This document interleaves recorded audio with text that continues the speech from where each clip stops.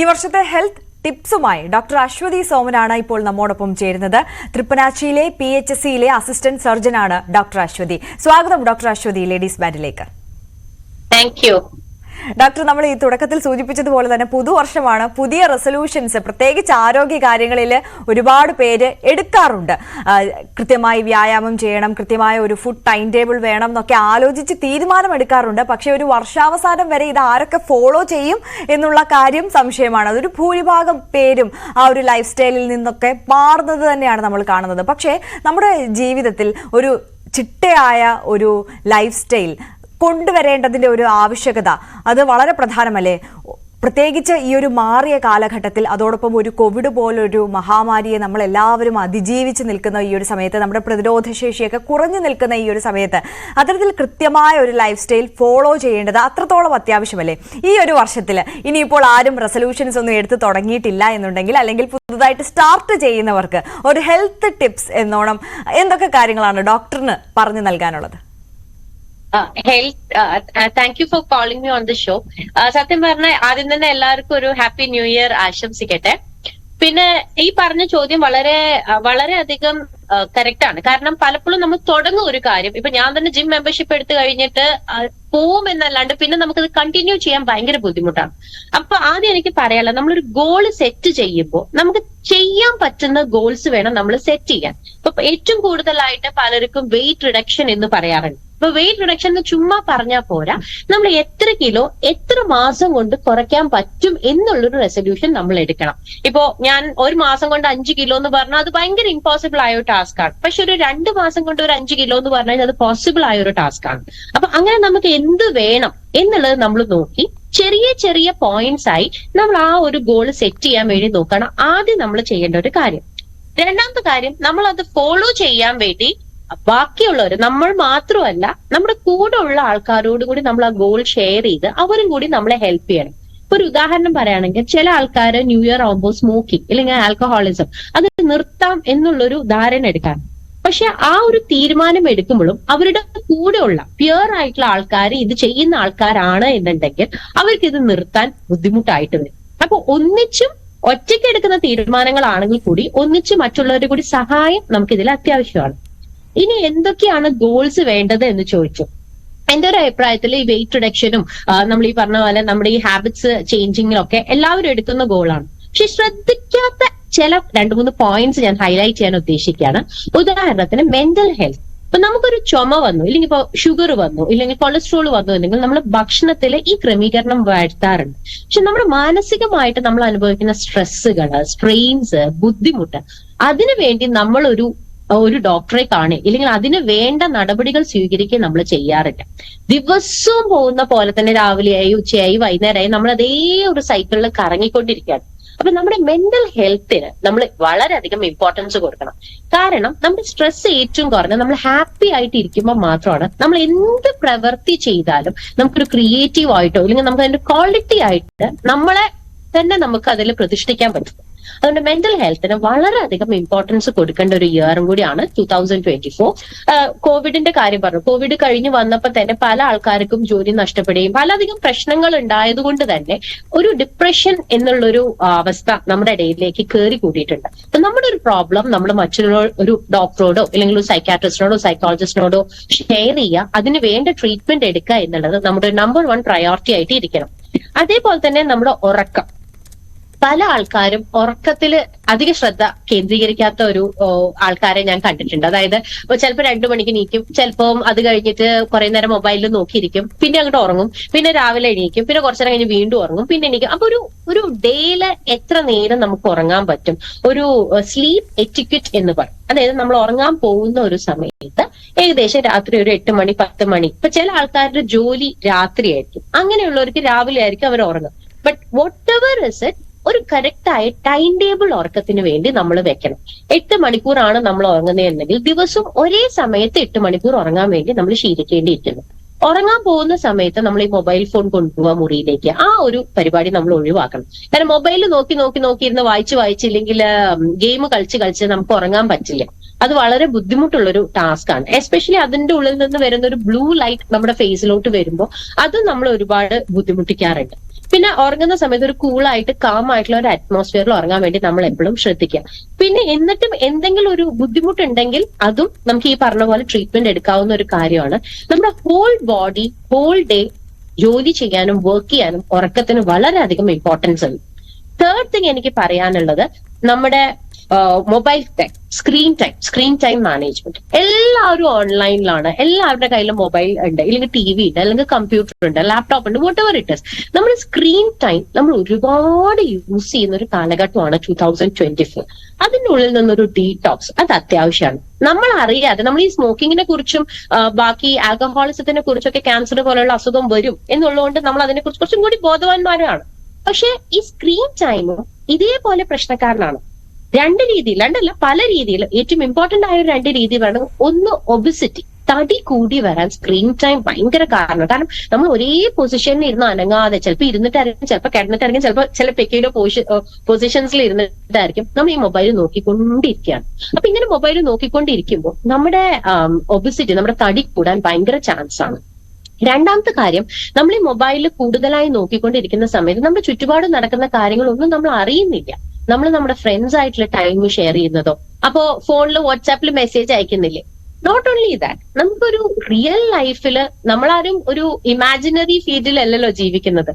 ഒരു റിയൽ ലൈഫിൽ നമ്മൾ അവരുമായിട്ടുള്ള ഒരു ബന്ധം വേണമെന്നുണ്ടെങ്കിൽ, നമ്മൾ അവരുമായിട്ട് സംസാരിക്കാൻ വേണ്ടി നമുക്കൊരു ടൈം കണ്ടെത്തണമെങ്കിൽ ഈ മൊബൈൽ ഇല്ലാതെ വേണം കാണാൻ വേണ്ടിയിട്ട്. ഒരു ബാക്കിയുള്ളവരോട് ഒരു ഫാമിലി ആയിട്ടുള്ള ഒരു അറ്റ്മോസ്ഫിയർ. ഇപ്പൊ കുട്ടികളുണ്ടെങ്കിൽ കുട്ടികളായിട്ട് ഒരു ഗെയിം കളിക്കാൻ, ഗെയിം മീൻസ് മൊബൈലിലുള്ള ഗെയിം അല്ല, ഓടിയിട്ട് ബോൾ വെച്ചിട്ടുള്ള ഗെയിമോ അങ്ങനെ എന്തെങ്കിലും ഒരു ഗെയിം കളിക്കാനോ, ഇല്ലെങ്കിൽ ഒളിച്ചുകളി പണ്ടൊക്കെ കളിച്ചിരുന്ന പോലെ. പണ്ട് ഈ കറണ്ട് കട്ട് ഉണ്ടാവുമായിരുന്നു. അപ്പൊ കറണ്ട് കട്ട് ഉണ്ടാകുമ്പോൾ അരമണിക്കൂർ സത്യം പറഞ്ഞ ഒരു ഫാമിലി ഗെറ്റ് ടുഗദറിന് ഒരു ടൈം ഉണ്ടായിരുന്നു. ഇപ്പൊ അങ്ങനത്തെ ഒരു സിസ്റ്റം പല ഫാമിലീസിലും ഇല്ല. അത് കാരണം ഫാമിലിയിൽ വരുന്ന പ്രോബ്ലംസ് ഒരുപാട് കൂടുതലാണ്. പിന്നെ ഈ മൊബൈൽ ഏത് സമയം നോക്കുമ്പോൾ, ഇപ്പൊ ഈവൻ ബാത്റൂമിൽ പോകുന്ന സമയത്ത് നമ്മൾ മൊബൈൽ നോക്കിയിരിക്കുകയാണെങ്കിൽ ഒരുപാട് നേരം നോക്കിയിരുന്നിട്ട് പല ആൾക്കാർക്കും പൈൽസ് പോലെയുള്ള അസുഖങ്ങൾ വരെ വരുന്നുണ്ട്. അപ്പോ കുറെ നേരം ഈ സ്ക്രീൻ യൂസ് ചെയ്യുക എന്നുള്ളത് നമ്മൾ മാറ്റേണ്ട ഒരു കാര്യം. ഇത് മൂന്നാണ് വളരെ ഇമ്പോർട്ടന്റ് ആയിട്ട് എനിക്ക് ഹൈലൈറ്റ് ചെയ്യാനുള്ള കാര്യം. പിന്നെ പറയാനുള്ള ഒരു കാര്യം നമ്മുടെ ഹെൽത്തിനെ കുറിച്ച് തന്നെ. റെഗുലർ ചെക്കപ്സ്, അതായത് ഇപ്പൊ നമുക്കൊരു അസുഖം ഒരു ഏജ് കഴിഞ്ഞ ആൾക്കാരാണെങ്കിൽ, ഇപ്പൊ പല ഏജിൽ 40 years കഴിയുമ്പോൾ നമുക്ക് ഫാമിലി ഹിസ്റ്ററി, ഷുഗർ ഉണ്ട്, അല്ലെങ്കിൽ പ്രഷർ ഉണ്ട്, കൊളസ്ട്രോൾ ഉണ്ടെന്നുണ്ടെങ്കിൽ നമ്മൾ ഒരു ചെക്കപ്പ് നടത്തുന്നത് വളരെ നല്ലതാണ്.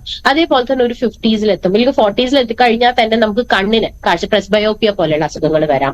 അപ്പൊ അങ്ങനെ എന്തെങ്കിലും ഒരു പ്രോബ്ലംസ് നമുക്ക് വരുന്നുണ്ടെങ്കിൽ, ഫാമിലിയിൽ എന്തെങ്കിലും പ്രോബ്ലംസ് ഉണ്ടെന്നുണ്ടെങ്കിൽ ഒരു റെഗുലർ ആയിട്ടുള്ള ഒരു ചെക്കപ്സ് നടത്തുന്നത് വളരെ നല്ലതാണ്. നമുക്ക് എന്തെങ്കിലും ഒരു പ്രശ്നം ഉണ്ടോ, ബോർഡർ ലൈൻ ആണോ എന്താണെന്ന് അറിയാൻ വേണ്ടിയിട്ട്. അപ്പൊ അതിനനുസരിച്ച് 1 കൊല്ലോ 2 കൊല്ലോ കഴിഞ്ഞിട്ട് വീണ്ടും നമ്മൾ അതിനെ ഫോളോ അപ്പ് ചെയ്യണം. പിന്നെ പറയാനുള്ള കാര്യം വാക്സിനേഷൻസ് ആണ്. കുട്ടികൾക്ക് എസ്പെഷ്യലി കോവിഡിന്റെ വാക്സിനേഷൻ നമ്മൾ എടുക്കണം. അത് കൂടാതെ തന്നെ ഓരോ സമയത്ത് കൃത്യമായി കൊടുക്കേണ്ട വാക്സിനേഷൻസ് ഉണ്ട് കുട്ടികൾക്ക്. പിന്നെ ചില സമയത്ത് നമ്മൾ യാത്ര ചെയ്യുമ്പോൾ പല പ്രത്യേക സ്ഥലങ്ങളിലേക്ക് പോകുമ്പോൾ നമ്മൾ എടുക്കേണ്ടതായിട്ടുണ്ട്. ഈ കാര്യങ്ങൾ കൃത്യമായി അറിഞ്ഞ് അതിന് വേണ്ട കാര്യങ്ങൾ നമ്മൾ എടുക്കണം. ഈ നേരത്തെ ഞാൻ പറഞ്ഞു സ്മോക്കിംഗ് ക്വിറ്റ് ചെയ്യാൻ വേണ്ടി പറയണ്ടായി, ആൽക്കഹോൾ ക്വിറ്റ് ചെയ്യാൻ വേണ്ടി പറയണ്ടായി. പെട്ടെന്ന് ഓൾ ഓഫ് എ സഡൻ അത് ഒറ്റയ്ക്ക് ചെയ്യുക എന്ന് പറഞ്ഞാൽ അത്രയധികം മെന്റൽ കപ്പാസിറ്റി ഉള്ള ഒരാൾക്ക് അത് ചെയ്യാൻ പറ്റും. You should ask for help. അതിലാണ് നമ്മുടെ നാട്ടില് സൈക്കാട്രിസ്റ്റുകളും സൈക്കോളജിസ്റ്റുകളും ഒക്കെ ഉള്ളത്. അപ്പൊ അവരോട് സഹായം ചോദിച്ച് അവർ പറയുന്നത് കേട്ട് നമ്മളത് ക്വിറ്റ് ചെയ്യണം എന്നുണ്ടെങ്കിൽ നമ്മൾ ക്വിറ്റ് ചെയ്യുക, കുറയ്ക്കുക. മെല്ലെ മെല്ലെ മെല്ലെ ഈ പയ്യെ തന്നാൽ പനിയും തിന്നാം എന്ന് പറഞ്ഞാൽ മെല്ലെ മെല്ലെ നമ്മളത് കുറയ്ക്കാൻ വേണ്ടി നോക്കാം. ഓഫ് കോഴ്സ് ഫിസിക്കൽ ആക്ടിവിറ്റി അതിന് വളരെയധികം ഇമ്പോർട്ടൻസ് നമ്മുടെ ലൈഫിലുണ്ട്. ഡെയിലി എക്സസൈസ് ചെയ്യുക, ഡെയിലി ഒരു കറക്റ്റ് ടൈമിൽ. ഇപ്പൊ ചിലർ പറയും ഞാൻ 10-11 മണിക്ക് ഉറങ്ങും, അത് കഴിഞ്ഞ് ഞാൻ 4 മണിക്ക് എണീക്കും, പിന്നെ ഞാൻ വീണ്ടും ഉറങ്ങും. വാട്ട് എവർ ഇറ്റ് ഈസ്, നിങ്ങളുടെ ലൈഫ് സ്റ്റൈലിന് ഓക്കെ ആയ ഒരു ക്രമീകരണം നിങ്ങൾ വരുത്തണം. ഇപ്പൊ ഒരു ദിവസം രാത്രി 8 മണിക്ക് ഉറങ്ങി, ഒരു ദിവസം രാത്രി 11 മണിക്ക് ഉറങ്ങി, ഒരു ദിവസം കുറച്ച് എക്സസൈസ് ചെയ്തു, ഒരു 10 ദിവസം ഒട്ടും എക്സസൈസ് ചെയ്തില്ല, ഒരു ദിവസം കുറെ ഫുഡ് കഴിച്ചു കീറ്റോ ഡയറ്റിന് വേണ്ടിയിട്ട് 2 ദിവസം കഴിച്ചു, പിന്നെ നമ്മൾ ഫുഡ് കഴിച്ചില്ല. അങ്ങനെയുള്ള ഒരു ഇറഗുലാരിറ്റിയാണ് എപ്പോഴും നമുക്ക് പ്രോബ്ലമാറ്റിക് ആയിട്ട് കാണുന്നത്. ഡോക്ടർ, ഈ റെഗുലാരിറ്റി കീപ്പ് ചെയ്യുന്നതിലെ വലിയൊരു പ്രശ്നം എന്ന് പറയുന്നത് പല ആൾക്കാരും പറയുന്നത്, ഭൂരിഭാഗം ആൾക്കാർക്കും പ്രശ്നം മടിയാണ്. ഇപ്പൊ എക്സസൈസ് ചെയ്യുമ്പോൾ നാളെ ആവട്ടെ, അല്ലെങ്കിൽ ഫുഡ് കഴിക്കുന്നത് കറക്റ്റ് ആക്കാനുള്ളത് നാളെ ആവട്ടെ, ഇന്ന് നമുക്ക് ഈ ജങ്ക് ഫുഡ് അങ്ങ് കഴിക്കാം എന്നങ്ങ് വിചാരിക്കും സ്വാഭാവികമായിട്ടും. ഈ മടി മാറ്റാൻ എന്താണ് പ്രധാനമായിട്ട് നമുക്ക് ചെയ്യാൻ പറ്റുന്ന ഒരു ടിപ്പ്, അത് പറഞ്ഞു. മടി മാറ്റല് വളരെയധികം നമ്മൾ സെൽഫ് മോട്ടിവേറ്റഡ് ആയാൽ തന്നെയാണ് മാറ്റാൻ പറ്റാം. ഈ പറഞ്ഞ പോലെ നമുക്ക് പോസിബിൾ ആയ ഗോൾസ് നമ്മൾ ആദ്യം കീപ്പ് ചെയ്യണം. ഇപ്പൊ പെട്ടെന്ന് നാളെ മുതൽ ഞാൻ കംപ്ലീറ്റ്ലി പുതിയ ആളാവും 2024 വേർഷൻ ഓഫ് മീ എന്ന് പറയുന്നതിൽ അർത്ഥമില്ല. What you want to do, what you want to achieve, ആദ്യം നമ്മളത് ബേസിക് ആയിട്ടാണ് ഒരു പേപ്പർ എടുത്ത് എഴുതുക. ഇത് പറയുമ്പോൾ തോന്നുന്നു ഈ ഒരു പേപ്പറിൽ എഴുതിയിട്ടാണ് ഇതൊക്കെ എന്റെ മനസ്സിലുണ്ടെന്ന്. നോ, നമ്മള് ചെയ്യാൻ പോകുന്ന ഒരു കാര്യത്തിന്, നമ്മൾ വെക്കാൻ പോകുന്ന ഒരു ഗോളിന് നമ്മൾ നമ്മുടേതായ ഇൻപുട്ട് കൊടുക്കണം. അതിനുവേണ്ടി ആദ്യം വട്ട് എവർ ബി യുവർ ഗോൾ, ഈ പറഞ്ഞ പോലെ രാവിലെ 5 മണിക്ക് എഴുന്നേക്കലാണ് ഗോൾ എന്ന് വെച്ചോ, ഇല്ലെങ്കിൽ തടി കുറയ്ക്കലാണ് ഗോൾ, അല്ലെങ്കിൽ നമുക്ക് കൂടുതൽ നല്ല ഫുഡ് കഴിക്കാനാണ്, വട്ട് എവർ ബി യുവർ ഗോൾ, അത് ആദ്യം ഒരു പേപ്പർ എടുത്തിട്ട് അതിൽ എഴുതി വെക്കുക. ഗോള് സെറ്റ് ചെയ്ത് വെക്കുക. ഇന്നതാണ് എനിക്ക് ഇന്ന ദിവസത്തില് ഇത്ര എനിക്ക് അച്ചീവ് ചെയ്യണം. ഇത് നമ്മൾ തീരുമാനിച്ചൊരു കാര്യമാണ്. മറ്റേ നമ്മൾ പ്രൊക്രാസ്റ്റിനേറ്റ് ചെയ്യുക. അതായത് ഇതൊക്കെ ചെയ്യേണ്ട കാര്യമാണ്, ഇന്ന് ചെയ്തില്ലെങ്കിലും നാളെ ചെയ്താൽ മതിയല്ലോ. അപ്പൊ എന്താ, നമുക്ക് അത്രയും നമ്മുടെ ആഗ്രഹത്തിനോട് നമുക്ക് അത്രയും ഒരു ഇമ്പോർട്ടൻസ് ഉള്ളൂ. അതുകൊണ്ടാണ് നമുക്കത് അച്ചീവ് ചെയ്യാൻ പറ്റാത്തത്. നമ്മൾ പല സമയത്ത് ആൾക്കാർ, വലിയ വലിയ ഗ്രേറ്റ് ലീഡേഴ്സ് ഒക്കെ എങ്ങനെയാണോ അത് അച്ചീവ് ചെയ്തത്, how did you do that എന്ന് നമ്മൾ ആലോചിക്കും. Same baby steps, small steps. ഇന്നിപ്പോ എനിക്ക് 10 സ്റ്റെപ്പ് എടുക്കാൻ പറ്റില്ല വെച്ചാൽ 10 സ്റ്റെപ്പ് എടുത്താൽ മതി. അത് കഴിഞ്ഞ് നെക്സ്റ്റ് സ്റ്റെപ്പ്. അപ്പൊ ആദ്യം first thing what you need is a goal. എന്താണ് നിങ്ങൾക്ക് അച്ചീവ് ചെയ്യേണ്ടത് ലൈഫിൽ? തടി കുറയ്ക്കലാവാം, whatever be your imagination, എക്സാമിന് പാസ്സാവലാവാം. അപ്പൊ അത് എത്ര സമയം കൊണ്ട് എത്ര നമുക്ക് എത്താൻ പറ്റും എന്നുള്ളത് അടുത്തത് നമ്മളൊന്ന് കണ്ടുപിടിക്കണം. ഇപ്പൊ ചില ആൾക്കാർക്ക് IAS ടോപ്പേഴ്സ് ആണോ, പഠിക്കണ റിലേറ്റ് ചെയ്താണ് PSC എക്സാം ക്രാക്ക് ചെയ്യാം. വാട്ട് എവർ ബി ഇറ്റ്, എത്ര ടൈം പീരിയഡിനുള്ളിൽ നമ്മൾ അത് അച്ചീവ് ചെയ്യും എന്നുള്ളതും നമ്മൾ ആ ഗോൾ സെറ്റിംഗിൽ വളരെ ഇമ്പോർട്ടന്റ് ആണ്. നോട്ട് ഓൺലി ദാറ്റ്, അത് സെറ്റ് ചെയ്തു, ഫസ്റ്റ് തിങ്. സെക്കൻഡ് തിങ്, നമ്മൾ ഇതിനെക്കുറിച്ച് എല്ലാ ദിവസവും നമ്മൾ ആ ബുക്ക് എടുത്ത് വായിക്കുകയും നമ്മൾ ആ ബുക്കിന് അതിനെ കുറിച്ചൊരു 2 മിനിറ്റോ 3 മിനിറ്റോ അതിനെക്കുറിച്ചൊന്ന് ആലോചിക്കുകയും ചെയ്യണം. ഡെയിലി ഒരു 3 ടൈംസ് വായിക്കണം എന്നൊക്കെ, നമ്മൾ ഈ ഗുളിക കൊടുക്കണമല്ലോ ദിവസം 3 നേരം എന്നുള്ള രീതിയിൽ തന്നെ അത് 3 നേരം ഒന്ന് എടുത്ത് വായിക്കാം. ആദ്യത്തെ 1-2 ദിവസം നമുക്ക് ഭയങ്കര എന്തുവിശേഷം നമ്മൾ ചെയ്യണം എന്ന് വിചാരിച്ചാൽ നമ്മൾ ചെയ്യും. ഈ 4ാമത്തെ 5ാമത്തെ 6ാമത്തെ ദിവസം നമ്മളൊന്ന് ബാക്കിലോട്ട് പോയി തുടങ്ങും. ബട്ട് ആ ടൈമില് നമ്മൾ എന്ത് ചെയ്തു, നമുക്ക് എന്ത് ചെയ്യണം എന്നുള്ളത് നമ്മൾ ഇത് വായിക്കുമ്പോൾ നമുക്ക് മനസ്സിലാവും. തേർഡ് തിങ്, നമ്മൾ ഡെയിലി ചെയ്യുന്ന കാര്യത്തിനെ കുറിച്ച് ഒരു ഒറ്റ ലൈനിലെങ്കിലും ഇതേ ബുക്കിൽ തന്നെ നമ്മൾ എഴുതി വെക്കാം. അതായത് ഇപ്പൊ ഞാൻ വെയിറ്റ് റിഡക്ഷൻ ആണെങ്കിൽ ഞാൻ ഇന്ന് ഇത്രയും ഇൻസ്ട്രുമെന്റ്സിൽ ഇല്ലെങ്കിൽ ഇത്രയും സാധനങ്ങളുടെ മേലിൽ ഞാൻ വെയിറ്റ് റിഡക്ഷന് വേണ്ടി ട്രൈ ചെയ്തു, ഇല്ലെങ്കിൽ ഞാൻ ഇങ്ങനെ ഡയറ്റ് ഇന്ന് ക്രമീകരിച്ചു. എന്തെങ്കിലും ഒരു point, remarks about what you did today regarding നിങ്ങളുടെ ഗോൾ എന്നുള്ളത് നമ്മൾ അത് നോട്ട് ചെയ്ത് വെക്കാം. ഇത് നോട്ട് ചെയ്ത് വെച്ചതിന് ശേഷം അപ്പൊ ഒരു 4 ദിവസം 5 ദിവസം കഴിയുമ്പോൾ നമ്മൾ തന്നെ വായിച്ചു, ഞാൻ ഇത്രയൊക്കെ ചെയ്തു അല്ലേ എന്നുള്ളൊരു പോസിറ്റീവ് സെൻസ് നമുക്ക് വരും. നമ്മൾ നമ്മളെ തന്നെ ബൂസ്റ്റപ്പ് ചെയ്യാം. ഇപ്പൊ പറയും ചീറ്റ് ഡേ ഉണ്ടെന്ന് പറയും ചില ആൾക്കാർ. 6 ദിവസം ഡയറ്റ് ചെയ്ത 1 ദിവസം വേണമെങ്കിൽ നമുക്ക് ചീറ്റ് ഡേ എടുക്കാന്ന്. It's not like cheat day അല്ല, നമ്മൾ നമ്മളെ തന്നെ ഒന്ന് ട്രീറ്റ് ചെയ്യാം. ഞാൻ ഇത്ര അച്ചീവ് ചെയ്താ ഞാൻ ഇത് ചെയ്യും. ഇപ്പോ മേ ബി ഞാൻ ഇത്ര തൂക്കം കുറഞ്ഞു കഴിഞ്ഞാൽ ഞാൻ എനിക്ക് വേണ്ടി ഈ സൈസിലുള്ള 2 ഡ്രസ്സ് വാങ്ങിക്കും. Something like that, whatever it is possible for you. ഇല്ലെങ്കിൽ ഞാനൊരു chocolate, maybe I will treat myself for a chocolate. അങ്ങനെ എന്തെങ്കിലും ഒരു സാധനം നമ്മൾ നമ്മളെ തന്നെ ബൂസ്റ്റ് ചെയ്യാൻ വേണ്ടി എഴുതി വെക്കുക. ഡോക്ടർ, അത് പ്രധാനമായ ഒരു മെന്റൽ ഹെൽത്തിന്റെ കൂടി പ്രാധാന്യത്തെ അല്ലേ കാണിക്കുന്നത്? അതായത് നമ്മൾ മെന്റലി ഇതിനിടയ്ക്ക് ഈ ഒരു സ്ട്രെസ്ഫുൾ ആയിട്ട് ഒരു ഡയറ്റ് എടുക്കുക അല്ലെങ്കിൽ ജിമ്മിൽ പോവുക ഒക്കെ ചെയ്യുമ്പോൾ നമുക്ക് മെന്റലി ഉണ്ടാകുന്ന ഒരു സ്ട്രെസ്സിനെ ഒന്ന് കുറയ്ക്കാൻ കൂടി ഇത്തരത്തിലുള്ള ചീറ്റ് ഡേ അല്ലെങ്കിൽ ഈ പറഞ്ഞ പോലെ ഒരു ചോക്ലേറ്റ് കഴിക്കുന്നതൊക്കെ ഹെൽപ്പ് ചെയ്യും. ഡോക്ടർ നേരത്തെ സൂചിപ്പിച്ചതുപോലെ ഈ മെന്റൽ ഹെൽത്തിന്റെ പ്രാധാന്യം, ഈ ഒരു എന്തെങ്കിലും നമുക്കൊരു അപ്സെറ്റ് ആയാൽ, സ്ട്രെസ് ഉണ്ടായാലൊക്കെ തെറാപ്പിസ്റ്റുകളെ കാണേണ്ട പ്രാധാന്യത്തെ കുറിച്ച് ഡോക്ടർ പറഞ്ഞു. പക്ഷേ ഇപ്പോൾ എല്ലാവർക്കും, പ്രത്യേകിച്ച് സാധാരണക്കാരായ സ്ത്രീകൾക്കൊന്നും ഒരു തെറാപ്പിസ്റ്റിനെ അഫോർഡ് ചെയ്യുക എന്നുള്ളത് പോസിബിൾ ആയിട്ടുള്ള കാര്യമല്ല എല്ലാവർക്കും. അതുകൊണ്ട് തന്നെ നമുക്ക് തന്നെ സ്വയം നമ്മളുടെ മനസ്സിനെ ഒന്ന് കംഫർട്ട് ചെയ്യാൻ, ഒന്ന് കാം ഡൗൺ ചെയ്യാൻ നമുക്ക് തന്നെ സ്വയം ചെയ്യാൻ കഴിയുന്ന എന്തെങ്കിലും ഒരു ടിപ്സ് അത് പറഞ്ഞു തരാമോ ഡോക്ടർ?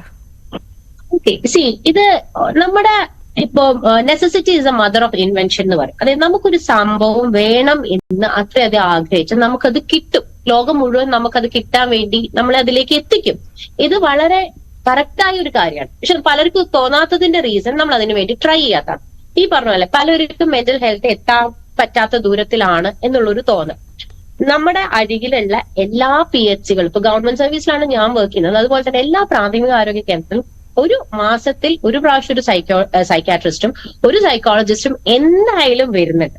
നമ്മുടെ PHCയിലോട്ടോ ആ ഒരു ചെറിയ പഞ്ചായത്തിന്റെ കീഴിൽ ഇത് വരുന്നുണ്ട് ഫ്രീ ആയിട്ട്. അപ്പൊ അഫോർഡബിൾ അല്ല എന്നുള്ളതല്ല. രണ്ടാമത്തെ കാര്യം, അതുമായിട്ടുള്ള റിലേറ്റഡ് ആയിട്ടുള്ള സ്റ്റിഗ്മ. പക്ഷെ നമുക്കൊരു പ്രോബ്ലം ഉണ്ട്, നമുക്ക് സോൾവ് ചെയ്യണമെന്നുണ്ടെങ്കിൽ നമുക്കത് ഓവർകം ചെയ്യാൻ വേണ്ടി നമ്മൾ നമ്മുടെ മനസ്സിനെ പാകപ്പെടുത്തണം.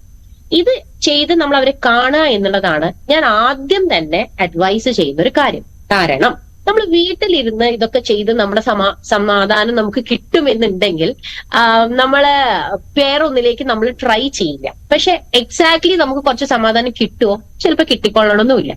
പിന്നെ തീരെ നമുക്ക് പുറത്ത് പോകാൻ പറ്റാത്ത ഒരാളാണെങ്കിൽ ഓൺലൈനില് സൈക്കോളജിസ്റ്റുകളുടെ സേവനം അവൈലബിൾ ആണ്. ഓൺലൈൻ കൺസൾട്ടേഷൻസ്, ടെലിമെഡിസിൻ സംവിധാനങ്ങൾ നമ്മൾ യൂസ് ചെയ്യാം. ഇപ്പൊ ഞാൻ തന്നെ പലപ്പോഴും മൊബൈലില് ട്രീറ്റ്മെന്റ്സ് കൊടുക്കാറുണ്ട്. അപ്പൊ അങ്ങനെയാണെങ്കിൽ അങ്ങനെ അവർക്ക് സംസാരിക്കാം. നാലാമത്തെ കാര്യം, വീട്ടിലിരുന്ന് തന്നെ നമുക്ക് ചെയ്യാൻ പറ്റുന്ന കാര്യം, ഈ പറഞ്ഞ പോലെ നമ്മളൊരു കറക്റ്റ് ആയിട്ട് നമുക്കൊരു ഷെഡ്യൂൾ നമ്മൾ തന്നെ ചെയ്യണം. സെക്കൻഡ് തിങ്, നമുക്ക് സമാധാനം, നല്ല ഭക്ഷണം കഴിക്കുക, നല്ല ഉറക്കം ഇതാക്കുക. പിന്നെ നമുക്ക് മെഡിറ്റേറ്റ് ചെയ്യാം. മെഡിറ്റേറ്റ് ചെയ്യാന്ന് പറയുമ്പോൾ സമാധാനത്തോടുകൂടി അതിന്റെ ഒരു സ്റ്റെപ്പ് ബൈ സ്റ്റെപ്പ് ഉണ്ട്. ബ്രീത്തിങ് എക്സസൈസസ് ഉണ്ട്. നമ്മൾ ഭയങ്കര സ്ട്രെസ്ഫുൾ ആയിരിക്കുന്ന സമയത്ത് നമ്മൾ റിയാക്ട് ചെയ്യാതെ നമ്മൾ തന്നെ ഒന്ന് വളരെ ഡീപ്പ് ബ്രീത്ത്സ്, ഒരു 2-3 മിനിറ്റ് നമ്മൾ നല്ല ഡീപ്പ് ബ്രീത്ത്സ് എടുത്തു കഴിഞ്ഞാൽ നമ്മൾ തന്നെ റിലാക്സ് ചെയ്യുന്നത് നമുക്ക് മനസ്സിലാക്കാൻ പറ്റും. പക്ഷെ ഇതൊക്കെ ആ ഒരു സമയത്തിന്റെ റിലാക്സേഷൻ മാത്രമാണ്. But what ever your problem is, ഒരു ബിഗ് പ്രോബ്ലം ആണ് എന്നുണ്ടെങ്കിൽ അതിനു വേണ്ടി ഒരു നെസസറി ഹെൽപ്പ് മസ്റ്റ് ആയിട്ട് നമ്മളൊരു സൈക്കോളജിസ്റ്റിനെ സൈക്കാട്രിസ്റ്റിനെ കണ്ടെത്തി നമ്മളത് നേടണം എന്നാണ് എനിക്ക് പറയാനുള്ളത്. തീർച്ചയായും ഡോക്ടർ. ഈ സ്ത്രീകളുടെ ആരോഗ്യത്തെക്കുറിച്ച് നമുക്ക് സംസാരിക്കാമെന്ന് തോന്നുന്നു. അതായത് ഈ അടുത്ത കാലത്തായിട്ടൊക്കെ ഒരുപാട് പ്രശ്നങ്ങൾ സ്ത്രീകളിൽ പൊതുവെ കാണുന്നത് ഈ ഹോർമോൺ സംബന്ധമായിട്ടാണ്. ഈ PCOD, PCOS പോലുള്ള ഹോർമോണൽ ഇംബാലൻസസ് ഒക്കെ ഒരുപാട് കണ്ടുവരുന്നുണ്ട്. ഇത് വർദ്ധിച്ചു വരികയാണ്. അതിനിപ്പോൾ ഒരു വളരെ ടീനേജിന്റെ തുടക്കം മുതൽ തന്നെ ഇത്തരത്തിലുള്ള ഹോർമോണൽ ഇംബാലൻസ് ഒക്കെ കണ്ടുവരുന്നുണ്ട്. ഇത് പൂർണ്ണമായും ഒരു ലൈഫ് സ്റ്റൈൽ ഡിസോർഡർ കൊണ്ട് ഉണ്ടാകുന്ന ഒരു അസുഖമായിട്ടാണോ കണക്കാക്കേണ്ടത്? അത് ക്ലിയർ ചെയ്താൽ തന്നെ നമ്മൾ ഈ ഒരു അസുഖത്തിന്റെ ചികിത്സിച്ച് ഭേദമാക്കാൻ കഴിയും എന്ന് നമുക്ക് കരുതാമോ? ഇപ്പോ PCOD, PCOS എന്ന് പറയുന്നത് പോളിസിസ്റ്റിക് ഒവേറിയൻ സിൻഡ്രോംസ് ആണ്. അപ്പൊ ഇങ്ങനെയുള്ള ഒരുപാട് പ്രശ്നങ്ങൾ ലേഡീസിൽ കാണുന്നുണ്ട്. അപ്പൊ ആർത്തവുമായിട്ട് റിലേറ്റഡ് ആയ പ്രോബ്ലംസ് ആണ് അതിന് മെയിൻ ആയിട്ട് കാണാം. ചിലർക്ക് ആർത്തവം ക്രമം തെറ്റി വരാം, ചിലർക്ക് വേഗം വരാം, ചിലർക്ക് പിന്നെ കാണുന്ന ഒരു കാര്യം തടി കൂടാം, ചിലർക്ക് താടിരോമങ്ങൾ വരാം, കുരുക്കൾ വരാം. അങ്ങനെ പല പല പ്രശ്നങ്ങളായിട്ടാണ് നമ്മളിത് കാണുന്നത്. നമ്മൾ ഈ ടീനേജ് ഏജ് ഗ്രൂപ്പിൽ നമുക്കത് കാണാറുണ്ട്. One of the main reasons, അത് 100% ലൈഫ് സ്റ്റൈൽ എന്ന് മാത്രം പറയാൻ പറ്റില്ല, അത് അല്ലാണ്ട് വരുന്ന ആൾക്കാർ നമ്മുടെ ഇടയിലുണ്ട്. അതായത് ഹോർമോണൽ ഇംബാലൻസിന് പല പല പല കോസസ് ഉണ്ട്. അപ്പൊ നമ്മൾ ഇത് വന്നു കഴിഞ്ഞാലും ഏറ്റവും പൊതുവെ ഈ ഒരു ചെറിയ ചേഞ്ച് കാരണം വരുന്നതാണ്. ഇതിനൊക്കെ ബേസിക് ആയിട്ട് സ്ട്രെസ് എന്നുള്ള ഒരു ഫാക്ടർ ഉണ്ട്. ആ സ്ട്രെസ് വന്നാൽ തന്നെ PCOD ഒക്കെ നമുക്ക് വരാം. അപ്പൊ എത്രത്തോളം ടെൻഷൻ ഉണ്ട് എന്നനുസരിച്ചിട്ട് ഇപ്പൊ ഈ ടീനേജ് ഗ്രൂപ്പിൽ എന്ന് പറയുമ്പോൾ നമ്മൾ അറിയാതെ അഡോളസൻസിന് അവർ ഫേസ് ചെയ്യുന്ന പ്രോബ്ലംസ് വളരെയധികം ഡിഫറെന്റ് ആണ്. അപ്പൊ അത് വെച്ചിട്ട് തന്നെ പിന്നെ ചില ആൾക്കാർക്ക് നല്ല തടി കൂടുതലായിരിക്കും. ഇപ്പൊ തടി കൂടുതൽ ഉണ്ടെങ്കിൽ തന്നെ നമുക്ക് ഈ അസുഖങ്ങൾ കാണാൻ സാധിക്കും. മൂന്നാമത്തെ കാര്യം, നമുക്ക് ഈ ട്രീറ്റ്മെന്റ് കറക്റ്റ് ആയിട്ട് ട്രീറ്റ്മെന്റ് എടുത്ത് ആർത്തവ ചക്രം നമുക്ക് ക്രമമായിട്ട് ആർത്തവം വരാനുള്ള രീതിയിൽ നമുക്കതിനെ കൊണ്ടുപോകാൻ പറ്റും. ഞാൻ ഈ പറഞ്ഞ സ്ട്രെസ് ഫാക്ടേഴ്സ്, ഈ PCOD, PCOS നമുക്ക് പൊതുവെ അറിയും എന്നുണ്ടെങ്കിൽ കൂടി ഇതേപോലെ തന്നെയുള്ള ഭക്ഷണം, അതായത് ഇപ്പോ ബർഗേഴ്സ്, പല ആൾക്കാരും വളരെ നല്ല ഹെൽത്തി ഫുഡായിട്ട് ബർഗർ, പിസ്സ എന്ന് പറഞ്ഞിട്ടുള്ള ഒരു വെസ്റ്റേൺ സമ്പ്രദായം നമ്മുടെ ഇടയിൽ വന്നിട്ടുണ്ട്. ജങ്ക് ഫുഡ്സ് ഒരുപാട് കഴിക്കുന്നുണ്ട്. ഇപ്പൊ പുറത്തിറങ്ങി കഴിഞ്ഞാൽ ഞാൻ പേരുകൾ എടുത്ത് പറയല്ല, പക്ഷെ പാക്കറ്റിൽ കിട്ടും. Anything you get in A packet is A junk food എന്ന് വേണം നമ്മൾ ആലോചിക്കാൻ. അതായത് ഇപ്പൊ ബിസ്ക്കറ്റ്സ് ആവാം, ചിപ്സ് ആവാം, മിഷർ പോലെ വോട്ട് എവർ ഇറ്റ് ഇസ്, എന്തിനാ നമുക്ക് പാക്കറ്റിൽ വാങ്ങിച്ചുകൊണ്ടുവരാൻ പറ്റും, അതൊക്കെ സത്യം പറഞ്ഞ ജങ്ക് ഫുഡ്സ് തന്നെയാണ്. രണ്ടാമത്തെ കാര്യം, നമ്മൾ ഈ പറഞ്ഞ ഇടയ്ക്കിടയ്ക്ക് ഔട്ടിങ്, പുറത്തു പോയി ഭക്ഷണം കഴിക്കുക, അതൊരു ഫ്രീ ആണ്, രസമാണ്. അപ്പോ ആഴ്ചയിൽ ഒരിക്കലെങ്കിലും പുറത്തു പോയി ഭക്ഷണം കഴിക്കുക. അപ്പൊ ഈ പുറത്തു പോയി ഭക്ഷണം കഴിക്കുമ്പോൾ അൺനെസസറി ആയ കാലറീസ് നമ്മുടെ ശരീരത്തിൽ കയറാണ്. തേർഡ് തിങ്, പ്രോപ്പർ ന്യൂട്രീഷൻ ഇല്ലായ്മ. ഇപ്പൊ ഈ അഡോളസന്റ് ഗ്രൂപ്പിൽ നമ്മൾ അസുഖങ്ങൾ കാണുമ്പോൾ മെയിൻ ആയിട്ട് അവർ ചിലപ്പോൾ ഓവർ ഡയറ്റിംഗ് ആവും. അതുകൊണ്ട് നമ്മൾ ശ്രദ്ധിക്കാതെ പോകുന്ന മറ്റൊരു അസുഖമാണ് അനീമിയ. ഓവർ ഡയറ്റിംഗ് ആൾ മെലിഞ്ഞിരിക്കും, അത് കാരണം വീണ്ടും ആർത്തവത്തിന്റെ ക്രമം തെറ്റാൻ സാധ്യതയുണ്ട്. ചില ആൾക്കാർ വളരെയധികം ഫുഡ് കഴിക്കും, ബട്ട് ആവശ്യത്തിനുള്ള ന്യൂട്രിയൻസ് ആയിരിക്കില്ല കഴിക്കുക. അപ്പൊ ന്യൂട്രീഷണൽ ഡെഫിഷ്യൻസി ആയിട്ടുള്ള മറ്റു പല അസുഖങ്ങളും ഇവർ കാണാറുണ്ട്. ഈ യങ് ഗ്രൂപ്പ് ആൾക്കാരാണ് വലുതായി വരുമ്പോൾ അവർക്ക് മറ്റ് അസുഖങ്ങൾ, അതായത് hyper tension, diabetes, cholesterol, non communicable diseases എന്ന് പറയും. അതേപോലെ തന്നെ നമ്മുടെ കമ്മ്യൂണിക്കബിൾ ഡിസീസസ് ഉണ്ട്. ഇപ്പൊ ഈ നോൺ കമ്മ്യൂണിക്കബിൾ ഡിസീസസ് കൂടുതൽ വരുന്നതും ഇതേപോലെ ലൈഫ് സ്റ്റൈലില് നമ്മൾ കറക്റ്റ് ആയ പ്രോപ്പർ ലൈഫ് സ്റ്റൈൽ മെയിൻറ്റെയിൻ ചെയ്യാത്ത ആൾക്കാരാണ്. ഇപ്പൊ സ്ത്രീകളിൽ ഇമ്പോർട്ടന്റ് ആയിട്ട് പറയുമ്പോൾ നമ്മള് ഈ ആർത്തവത്തെ കുറിച്ച് പറയാതിരിക്കാൻ പറ്റില്ലല്ലോ. അപ്പൊ അതിനാണ് നമ്മൾ PCOD PCOS പറയുന്നത്. നമുക്ക് റെഗുലർ ആയിട്ട് നല്ല ഹെൽത്തി ഫുഡ് കഴിക്കാം, നമുക്ക് സ്ട്രെസ് ഫ്രീ ആയിട്ടൊരു ലൈഫ് നമുക്ക് നോക്കാം. പിന്നെ പെയിൻ വരുന്ന ഒരു ആർത്തവമാണെന്നുണ്ടെങ്കിൽ, അമിതമായ പെയിൻ ഉണ്ട് എന്നുണ്ടെങ്കിൽ നമ്മൾ അതിനെ ഒരു എൻഡോമെട്രിയോസിസ് പോലെ വല്ലതും ഉണ്ടോ എന്ന് അറിയാൻ വേണ്ടി നമുക്കൊരു ഗൈനക്കോളജിസ്റ്റിനെ കാണാം. പിന്നെ വീട്ടിൽ തന്നെ നന്നായി വെള്ളം കുടിക്കാം. ഇനി അത്യാവശ്യം വേദന ഉണ്ടെങ്കിൽ നമുക്ക് പെയിൻ കില്ലേഴ്സ് കഴിക്കാം. പിന്നെ വയറുവേദന ഉണ്ടെന്നുണ്ടെങ്കിൽ നമുക്കൊരു ഹോട്ട് ബാഗ് വെക്കാം. ഇങ്ങനെയൊക്കെ ചെയ്ത് കഴിഞ്ഞാൽ തന്നെ സമാധാനം നമുക്ക് കിട്ടും. പിന്നെ നമ്മൾ അറിയേണ്ട ഒരു കാര്യം, ഒരു പ്രാവശ്യം ക്രമം തെറ്റി എന്നുള്ളത് കൊണ്ട് നമുക്കൊരു പ്രോബ്ലം ഉണ്ട് എന്ന് വിചാരിക്കണേൽ അർത്ഥമില്ല. 2 or 3 തവണ നമുക്കത് തെറ്റി വരികയാണ്. അതായത് ചിലപ്പോൾ അടുപ്പിച്ച് വരാം, മാസത്തിൽ 2 പ്രാവശ്യം കാണാം, ഇല്ലെങ്കിൽ ചിലപ്പോൾ 2 മാസം കൂടുമ്പോൾ കാണാം. വോട്ടെവർ ഇറ്റ് ഇസ് 2 or 3 പ്രാവശ്യം ഇതുപോലെയുള്ള ഒരു ഇറഗുലാരിറ്റീസ് കാണുകയാണെങ്കിലാണ് നമ്മളൊരു ഗൈനക്കോളജിസ്റ്റിനെ പോയി കാണിച്ച് എന്താണ് പ്രശ്നം എന്ന് അറിയേണ്ടത്. ഇത് പറയാൻ കാരണം എന്ന് വെച്ചാൽ പെട്ടെന്ന് ഒരു പ്രാവശ്യം തെറ്റി, അയ്യോ എനിക്കെന്തോ പ്രശ്നം വന്നു ഇതാണ് എന്നുള്ളൊരു തോന്നൽ വരണ്ട എന്ന് കരുതിയിട്ടാണ് പറയുന്നത്. ബേസിക്കലി കുറച്ച് HBയുടെ ലെവൽ കുറവുണ്ട്, അനീമിയ ഉണ്ട് എന്നുണ്ടെങ്കിൽ തന്നെ ഈ പറഞ്ഞ എല്ലാ ബുദ്ധിമുട്ടുകളും നമുക്ക് വരാം. Then again hormonal changes, hypothyroidism, ഇങ്ങനെയൊക്കെ പറഞ്ഞ ഓരോ പ്രോബ്ലംസ് കാരണം തടി കൂടാം, തടി കൂടുമ്പോൾ ഇത് വരാം. So regular exercise, regular diet, regular sleep, stress free life, ഇതാണ് നമുക്ക് അത്യാവശ്യമായിട്ട് നമ്മുടെ ഒരു നല്ല ലൈഫിന് വേണ്ടി നമ്മൾ മെയിൻറ്റെയിൻ ചെയ്ത് മാനേജ് ചെയ്ത് കൊണ്ടുപോകേണ്ടത്. അതെ, ഈ ഫുഡും വെള്ളം കുടിക്കുന്നതുമായി ബന്ധപ്പെട്ട കാര്യങ്ങൾ ഒരുപക്ഷെ ഇപ്പോൾ സ്ത്രീകൾക്കൊക്കെ അറിയാൻ ഒരുപാട് താല്പര്യമുള്ള ഒരു വിഷയം എന്ന് പറയുന്നത് പൊതുവെ ഇപ്പം എല്ലാവർക്കും ഈ സ്കിൻ ഇഷ്യൂസും ഹെയർ ലോസ് ഇഷ്യൂസും ഒക്കെ ഭയങ്കര കൂടുതലാണ്. ഇത് പൊതുവെ കണ്ടുവരുന്നുണ്ട്. അപ്പോൾ ഇതൊക്കെ ഒന്ന് ലഘൂകരിക്കാനുള്ള മാർഗങ്ങൾ, ടിപ്സുകളായിരിക്കും ഒരുപാട് പേര് ഇപ്പോൾ നമ്മൾ സോഷ്യൽ മീഡിയ ഒക്കെ നോക്കിക്കഴിഞ്ഞാൽ അറിയാം, എവിടെ തുറന്ന് നോക്കിയാലും ഇതിനുള്ള ടിപ്സുകളൊക്കെയാണ് എവിടെയും കാണുന്നത്. അത് കഴിക്കൂ, ഇത് കഴിക്കൂ എന്നൊക്കെ പറഞ്ഞ്. പക്ഷെ ബേസിക് ആയിട്ട് നമ്മൾ ഡയറ്റിൽ ഇന്ന കാര്യങ്ങൾ ഒന്ന് കീപ്പ് ചെയ്താൽ നമുക്ക് ഇതൊക്കെ കൺട്രോൾ ചെയ്യാം എന്നുണ്ടാവുമല്ലോ. അതെന്തൊക്കെയാണെന്ന് ഡോക്ടർ ഒന്ന് പറയാമോ? ഓക്കെ, ഫസ്റ്റ് ആൻഡ് ഫോർമോസ്റ്റ് ഈ പറഞ്ഞ പോലെ വെള്ളം കുടിക്കൽ. നമ്മൾ ഡെയിലി ഒരു 8 ഗ്ലാസ് വെള്ളം, 2 ലിറ്റർ വെള്ളമെങ്കിലും കുടിക്കണം എന്നുള്ളതാണ് പറയുന്നത്. പക്ഷെ നമ്മൾ ആരും ഇത് കുടിക്കുന്നില്ല. 1 or 2 ഗ്ലാസ് വെള്ളമേ നമ്മൾ ആകെ കുടിക്കുന്നത്. ഇപ്പൊ ഈ വെള്ളം കുടിക്കുന്നതുകൊണ്ട് നമ്മുടെ എല്ലാ കറക്റ്റ് ആയിട്ട് ബോഡി ഫങ്ഷൻസ് പ്രോപ്പറായി നടക്കും. ഓവർ വെള്ളം കുടിക്കണ്ട, പക്ഷെ എന്നാലും ഒരു 2 to 3 litres of water A day നമുക്ക് ആവശ്യമാണ്. അത് നമ്മൾ കുടിക്കുന്ന പല രീതിയിലുള്ള വെള്ളമാവാം, ചായ ആവാം, കാപ്പി ആവാം, പിന്നെ നമ്മൾ കുടിക്കുന്ന ജ്യൂസസ് ആവാം. ഇതിനൊക്കെ കൂടി കൂട്ടിയിട്ടാണ് നമ്മൾ 2 to 3 ലിറ്റേഴ്സ് പറയുന്നത്. അല്ലെങ്കിൽ പോലും ഒരു 8 ഗ്ലാസസ് ഓഫ് വാട്ടർ ഒരു ദിവസം കുടിക്കേണ്ടത് വളരെ നല്ലതാണ്. സ്മൂത്ത്, ഇപ്പൊ സ്കിന്നിന്റെ കാര്യം പറഞ്ഞു, സ്കിന്നിന് നല്ല ഗ്ലോയിങ് സ്കിൻ കിട്ടാൻ വേണ്ടിയിട്ട് വെള്ളം കുടിക്കുന്നത് വളരെ നല്ലതാണ്. നോട്ട് ഓൺലി ദാറ്റ്, റെഗുലർ ആയിട്ട് വെള്ളം കുടിച്ച് ഹൈഡ്രേറ്റ് ചെയ്യുന്ന ഒരാളാണെങ്കിൽ യങ്ങറായിട്ടേ തോന്നുള്ളൂ, പ്രായം കൂടുതൽ തോന്നിക്കില്ല. അപ്പൊ അതും വെള്ളത്തിന്റെ ഒരു വളരെ നല്ല കാര്യമാണ്. പിന്നെ പറഞ്ഞ പോലെ മുടികൊഴിച്ചിൽ വരുന്നത്, മുടികൊഴിച്ചിൽ വരാൻ വേണ്ടിയിട്ട് അസുഖങ്ങൾ, ഫംഗൽ ഇൻഫെക്ഷൻസ് കാരണം വരാം, സിസ്റ്റമിക് ആയിട്ടുള്ള ഇൻഫെക്ഷൻസ് കാരണം വരാം. ഇനി ഇതൊന്നും അല്ലാതെ തന്നെ വൈറ്റമിൻ ഡെഫിഷ്യൻസി കൊണ്ട് വരാം. കഴിക്കുന്ന ഭക്ഷണത്തിൽ പ്രോപ്പർ ആയിട്ട് വൈറ്റമിൻസ് ഇല്ലെങ്കിൽ. അപ്പൊ അത് വിചാരിച്ച് നമ്മൾ പുറത്തുനിന്ന് വൈറ്റമിൻസും കാൽഷ്യം ഒക്കെ വാങ്ങി സ്ഥിരമായി അത് കൂടുതൽ കഴിക്കേണ്ട അവസ്ഥ ആവശ്യമില്ല. ഇപ്പോ വൈറ്റമിൻ എ ഒക്കെ കൂടുതൽ കഴിക്കുകയാണെങ്കിൽ ഹൈപ്പർ വിറ്റാമിനോസിസ് എന്നൊക്കെ പറഞ്ഞ പല അസുഖങ്ങളിലേക്ക് നമുക്ക് പോവാം. നമുക്ക് എന്തെങ്കിലും ഒരു പ്രോബ്ലം ഉണ്ട്. ഇപ്പൊ എങ്ങനെയാണ് റെഗുലർ ഡയറ്റ് എന്ന് വെച്ച് കഴിഞ്ഞിട്ടുണ്ടെങ്കിൽ നമ്മൾ വെജിറ്റബിൾസ്, ഫ്രൂട്ട്സ്, ഇത് നമ്മുടെ ഡെയിലി റുട്ടീനിൽ നമ്മൾ ഉൾപ്പെടുത്തണം. അപ്പൊ ഡയബറ്റീസിന് ഫ്രൂട്ട്സ് കഴിക്കാൻ പറ്റുമോ? ഡയബറ്റീസിന് ഫ്രൂട്ട്സ് കഴിക്കാം, പക്ഷെ കൂടുതൽ ക്വാണ്ടിറ്റിയോ കുറെ കഴിക്കാൻ പാടില്ല എന്നുള്ളതേ ഉള്ളൂ. ചെറിയ ഡോസിൽ ചെറിയ രീതിയിൽ നമുക്ക് റെഗുലർ ആയിട്ട് ഫ്രൂട്ട്സ് കഴിക്കാം. അതുപോലെ വെജിറ്റബിൾസ് ഈ ഭൂമിക്ക് മുകളിൽ വളരുന്ന വെജിറ്റബിൾസ് എന്ന് പറഞ്ഞാൽ അത് ഭയങ്കര നല്ല വെജിറ്റബിൾസ് ആണ്. ഇലക്കറികൾ, ദിസ് ആർ വെരി ഗുഡ്. പക്ഷെ ഇലക്കറിയൊക്കെ ഞാനിപ്പോ വീട്ടിൽ തന്നെ കുട്ടികൾക്ക് കൊടുത്തു കഴിഞ്ഞാൽ ഞാൻ പശുവാണ് ഇലക്കറി കഴിക്കാന്ന് ചോദിക്കുന്ന ടീംസ് ആണ് നമ്മുടെ ഒപ്പം ഉള്ളത്. പക്ഷെ ദാറ്റ് ഈസ് വെരി ഗുഡ്. നമ്മുടെ ഹോൾ ബോഡി സിസ്റ്റം ഫങ്ഷൻ ചെയ്യാൻ നല്ലതാണ്. നമുക്ക് ആവശ്യമുള്ള വൈറ്റമിൻസ് ബിയും സിയും ഒക്കെ നമുക്ക് ഇതിന്റെ ഉള്ളിൽ നിന്നൊക്കെ കിട്ടുന്നതാണ്. ഇനി ഫിഷ് കഴിക്കാം. ഇപ്പൊ ഫിഷ് കഴിക്കാത്ത ആൾക്കാരാണ് നിങ്ങൾക്ക് പനീർ പോലെ പ്രോട്ടീൻ റിക്വയർമെന്റ്സിന് വേണ്ടിയിട്ടാണെങ്കിലും പനീർ പോലെയുള്ള കാര്യങ്ങൾ, മിൽക്ക് പ്രോഡക്ട്സ് നമുക്ക് നമ്മുടെ ഡയറ്റിൽ ഉൾപ്പെടുത്താവുന്നതാണ്. കാർബോഹൈഡ്രേറ്റിന്റെ ഇൻടേക്ക്, അതായത് ചോറ് ഇതിന്റെ ഇൻടേക്ക് നമ്മൾ കുറച്ച് കുറയ്ക്കുന്നത് കുറച്ച് നല്ലതാണ്. നമുക്ക് എനർജിക്ക് വേണ്ടിയിട്ട് കാർബോഹൈഡ്രേറ്റ്സ് ആവശ്യമാണ്. ബട്ട് സ്റ്റിൽ ദെൻ നമ്മളൊരു ബാലൻസ് ഡയറ്റിനെ കുറിച്ച് പറയുകയാണെങ്കിൽ നമ്മളൊരു വട്ടത്തിലൊരു പാത്രം സങ്കല്പിച്ചാൽ അതിനെ പകുതിയായിട്ട് ഡിവൈഡ് ചെയ്താൽ ആ ഒരു ഹാഫ് മുഴുവൻ നമ്മൾ കഴിക്കേണ്ടത് ഭൂമിക്ക് മുകളിൽ വളരുന്ന പച്ചക്കറിയാണ്. പിന്നെ അതിനെ 2ആയിട്ട് ഡിവൈഡ് ചെയ്ത ഈ ഒരു പോർഷൻ നമ്മൾ എത്ര പച്ചക്കറി കഴിക്കണോ അതിന് പകുതി കാർബോഹൈഡ്രേറ്റ്സ് നമുക്ക് എടുത്താൽ മതി. അതിനുശേഷമുള്ള ഒരു ഹാഫിലാണ് നമ്മൾ നമ്മുടെ പ്രോട്ടീൻ റിക്വയർമെന്റ്സ് നമ്മൾ മീറ്റ് ചെയ്യേണ്ടത്. പിന്നെ ഇതൊക്കെ കൂടി ആകുമ്പോൾ ഒരു 2 ഡ്രോപ്പ് എണ്ണയും കൂടി കുഴപ്പമില്ല എന്നാണ് പറയുന്നത്. നമ്മൾ എന്തായാലും കുക്ക് ചെയ്യാൻ അത് യൂസ് ചെയ്യും. എക്സ്ട്രാ ആയിട്ടുള്ള ഗീ, ചീസ്, ബട്ടർ തുടങ്ങിയ കാര്യങ്ങൾ നമ്മൾ അവോയ്ഡ് ചെയ്യുക. നോർമൽ ആയിട്ടുള്ള ഡയറ്റ് നമ്മൾ കഴിക്കും. ഇപ്പൊ പണ്ടത്തെ കാലത്തെ ആൾക്കാർക്ക് അസുഖം കുറവായിരുന്നില്ലേ എന്നൊരു ചോദ്യം പലരും ചോദിച്ചു കഴിഞ്ഞു. അതിനൊരു റീസൺ എന്താന്ന് വെച്ചാൽ പണ്ട് ആക്ച്വലി ഫുഡ് അവൈലബിലിറ്റി നമുക്ക് ഇത്ര സർപ്ലസ് അവൈലബിൾ ആയിരുന്നില്ല ഫുഡ്. രണ്ടാമത്തെ കാര്യം എല്ലാവരും നന്നായി പണിയെടുക്കുമായിരുന്നു. അപ്പൊ ഞാൻ വീട്ടിലത്തെ പണിയൊക്കെ ചെയ്യുന്നുണ്ട്. വീട്ടിലത്തെ പണിയൊന്നും ഇപ്പോഴത്തെ പണി വെച്ചാൽ മിക്സി ഉണ്ട്, അരയ്ക്കാൻ വേണ്ടിയിട്ട് മിക്സി ഉണ്ട്, എല്ലാത്തിനും ഉണ്ട്.